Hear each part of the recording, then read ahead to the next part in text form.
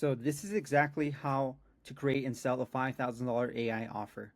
And this is either for you if you currently have an AI offer that you're not able to sell for $5,000, or maybe you're wanting to get into this space and you don't want to start off selling these 400, 500 ticket AI price points. And this is exactly what I did just to be able to do this. So we're going to start off with step one, which is the foundation and the positioning. So, an ideal client, an ideal industry, the roles, revenue stage, we want to have a clear idea of who exactly our avatar is.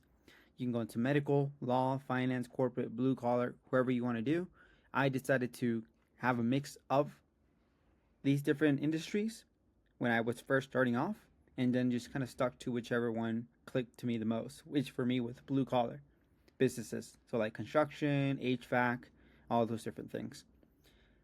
Pain points. We have to understand, okay, what are the actual biggest challenges and pain points that they run into?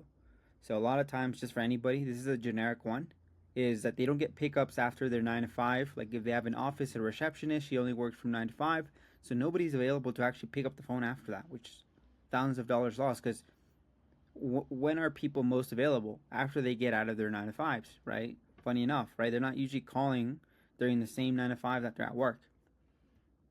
Inefficient employees at scale. So maybe they're already paying somebody like thousands of dollars on a month, health benefits, insurance, 4,000 a month, and those employees don't seem to care about their jobs. You hear it from adults all the time, like older people. They're always talking about like this young generation doesn't really care about working, which again, to some degree, it is true. They do have inefficient employees that they are just overpaying. They otherwise couldn't, don't have to, and then they also don't have a process to actually close. So this goes into a little bit of everything, right? Like even if they have an inefficient employee, do they actually know the conversations they need to have in order to expand the gap and turn that initial question into an actual process, into an actual booking, into an actual close? If we can solve these different things, we're printing money for them. And you'd be surprised how many people have a business for 15, 20 years and still don't really have a structure in place. They've managed to survive though. ROI, can they quantify a $5,000 investment? So if it's a construction business, can we get them, let's say, an extra 3 roofing deals per month? Because this AI offer can be like a 3 month package, let's say, and you're charging them like 1,500 a month. Can we get them one roofing deal worth $20,000 minimum in that month for that investment to be worth it? More than 100%. And then so we can say that in our statement is we will add 50,000 a month to your business in 90 days. Obviously, if you're like in the construction space, like that's nothing. You can say we will add $100,000 per month in your business, and $100,000 in your business within 90 days with less employees, working less. Kind of, I mean, you can do the copy on that. It depends on the situation. You just want to make sure it sounds and you're speaking to your ideal client. The value equation, you can charge more money if somebody has a higher certainty of success in a shorter period of time, and it requires less effort on their end. So I mean, this offer sometimes sells pretty well, and sometimes I consider, hey, maybe this can go to $7,000, $8,000. Might be more better for us, more profit margins, and then for the business owner as well, more skin in the game. Then you can choose a unique mechanism. This is a name that differentiates you from the marketplace. You don't want to just say, I do roofing marketing, or I do marketing for construction owners. That just makes you sound super generic and like, oh, I've heard that. I've worked with other marketing roofing companies. I don't want that. Like, it just puts you in the category of everybody, which is what we want to avoid. Right? So it might sound silly, but it's true, right? You can say like, hey, I'm gonna show you exactly how to get 15 more projects with my plumber's acquisition engine, with more roofing jobs, with my roofing contracts on demand system. Right? You can call it whatever, but make it sound unique, something that they didn't even know existed. Not something that they've heard before, and now they're categorizing you with a bad experience that they had with a different agency that calls themselves that. Right? Competitor map. You want to identify alternative gaps and why you're the safe bet.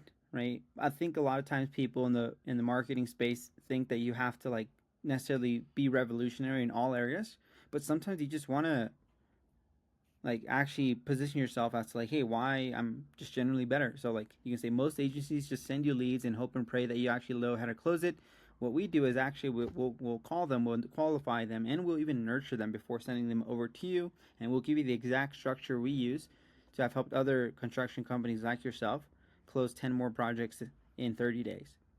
Right? So much more safe feeling than just saying, yeah, like we're going to get you thousands of leads a month. Because that means nothing in their minds. They're not paying you for the thousands of leads, they're paying you for the end result, which is getting more projects.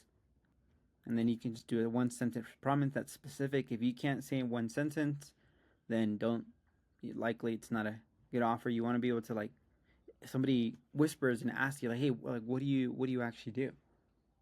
You want to be able to say, hey, like, I help B2B business owners increase their sales skills so they can close more deals. Something simple, right? It doesn't have to be anything crazy. Or if you want to put a timeline to it, right, that also helps. I help AI business owners double their income within 60 days. You can kind of identify that on your own, but it's like a one-word phrase that allows you to really get exactly the point across of what you do, where you can explain it to a fifth grader in one sentence and they'll understand. So we help medical attorneys get 10 new cases per month within 90 days. Now, we don't have to say AI. Like, people don't care about the AI. That's just the mechanism. People just care about the result. AI is part of it, but it's not the grand scheme of the reason why people decide to just buy from you. Right? Then if we have proof, we can put case studies, metrics, credentials, anything that allows you to show that you're legitimate. Now, the offer architecture. So we want to make sure that we have a definitive, like, starting position with most people. So hey, if you're overworked, burnout, working your construction business, you feel like every single month, like you're just scraping by on payroll because you're not able to get enough projects, we will help you get 4 more projects within 30 days, guaranteed, or whatever. Right? Where do they want to be? Now, what are the components of how we're going to help people? Are we going to necessarily give them, like, training? Are we doing consulting? Are we doing things for them? Are we just giving them assets? Are they part of a community? Is this a whole event? Right? For a lot of people, like, at least for the AI offer, it can be a bit of like done for you in consulting, and then like assets built for them. Right? Again, like the more you can do on your end and the less effort it requires on their end, like the more valuable it becomes if they feel that high likelihood of success. Deliverables, right? Are you going to give them templates, frameworks, plug and play systems and dashboards for their business? How long is it going to take? What's the expected time that they have to dedicate? Are you doing this one-on-one? Is this cohorts? Is this like a hybrid of both? Access levels, right? Office hours, like with you, Slack, tickets, like how it's just overall, like how are you actually delivering this product to the person? That allows you to understand how much scale you have. So for example, with ours, we're a bit of like done for you because we already have a lot of the assets built out, and then a bit of consulting and training to help them with their actual like other skills that they'll need, like as humans, to actually know for employees or for themselves. And then what is the likelihood of success that they feel once they've completed the program or the mentorship or whatever, one-on-one. Pricing psychology. So why $5,000? It could actually be more, but we can always anchor against alternative like agency retainers and like potential lost revenue besides the $5,000. You can also do payment plan options like $5,000 upfront versus 3 to 6 months payments. You can add on 10 to 15% for payment plans, or if you have funding partners, you can also like do the 5 or 6K up front and then have the funding partner, like they'll charge you like 600, 700 bucks, so you still leave with 5K at the end, and the actual other person ends up getting like a 12-month payment plan without you necessarily being affected on your cash collected. Now you can do fast action or capacity limited, which is like you can always say, hey, we actually only work with one construction business owner in your local area in this city. So once it's gone, it's gone. Or we only work with 2 and we already have 1 filled, right? Again, make sure it's like mostly true, but that way like it has a scarcity mind with it. On top of it feeling like something that they've never heard about and they feel it like it's a no-brainer and high likelihood of success, just the idea that it could go away is something that can also increase the value. You can have conditional based guarantees, milestones. You can define that based on how you want. Like, I don't recommend just always saying, hey, if you don't get a result, we'll give you 100% your money back. It can be contingent on the fact that they actually do X, Y, Z, A, B, C, just to make sure that they, again, have a good success record. Because if you do everything correctly and they do everything correctly and you still can't get them a result, I think, on my end at least, it's worthwhile giving a actual refund on that. But, again, this is your business. I'm just simply walking you through how I set up my pricing structure, and you guys can do the same. Validation and testing.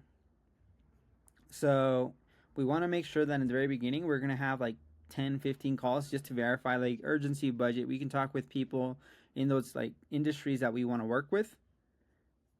We can build like a mini landing page, a small application, right? This doesn't have to be fancy. You don't have to go out and purchase funnels or, hire a funnel builder for this. It's just going to be a very simple landing page that goes through clearly and through like the anchoring, the messaging, everything that's involved. Get like 5 or 10 clients at 30% to 50% of what you would usually charge. So when I first started off, I was charging clients $2,000 for 3 months, so about $700 a month. And once I got those clients, like that was, I had 7 clients paying me $700 a month, which is like a $5K, income. Not the greatest, but it gave me the repetitions to start working with people and seeing what it looks like and getting testimonials and case studies. And those are more valuable than just the $700 now. I started seeing like what my close rate is, my show up rate, my typical like actual success metrics look like. Did anybody ask for refunds? If they did, what could I iterate? So I can really make this cold friendly and really scale it up the way I need it to.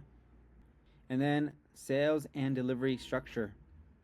So this is just like one pagers, case studies, what's the ROI calculator. The process is we're going to get a lead, we're going to qualify them and have a discovery call, get to understand the situation to close the deal. Any tools that we'll need, CRM, schedulers, call scripts, just anything in regards to the actual structure. And this is for ourselves. This is for what we have. And then after they pay us, do we have a kickoff call? How do we make decisions based on where they're at?